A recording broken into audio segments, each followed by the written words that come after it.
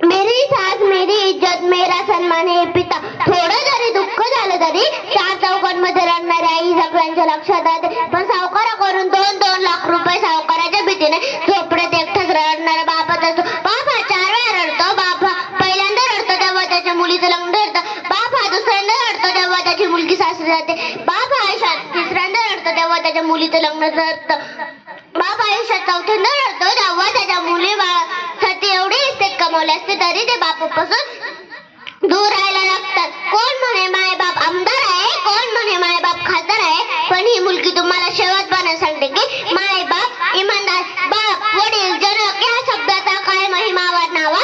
श्रीकृष्णाचा जन्म झाला तोही तुरुंगात. त्याच वेळी कंसाच्या भीतीने व्याकुळ होणारा बाप म्हणजे वासुदेव. काळ्या कुट्ट अंधारात रात्रीच्या भीतीने सौंदर्य रूप धारण करणाऱ्या यमुना नदीतून स्वतःच्या जीवाची पर्वा न करता आपल्या नुकत्याच जन्मलेल्या बाळकृष्णाला डोक्यावर टोपलीत घेऊन जाणार तो एक बापच होता. श्रीराम प्रभू जेव्हा 14 वर्ष वनवासाला गेले तेव्हा पुत्र शोकाने प्राण त्याग करणारा राजा दशरथ एक बापच होता. बाप गरीब असो वा श्रीमंत, राजा असो वा रंक, पण मित्रांनो फक्त बापच असतो.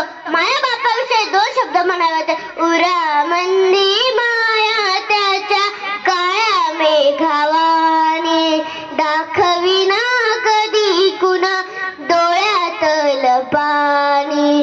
जिजू जिजू संसाराच गडा हाकल वता मंदी हसू जरी कना वाकल.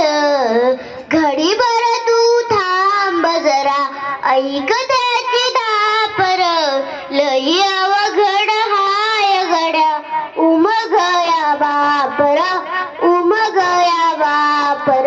जाता जाता मी हे सांगते की अगर तसं बाप है तो किसी का डर नहीं, अगर तसं बाप नहीं तो दुश्मनों का खबर नहीं, अगर तसं बाप है तो तमन्ना पूरी है, अगर तसं बाप नहीं तो हर कोई साधुर है. धन्यवाद. खूपच छान या ठिकाणी मनस्वी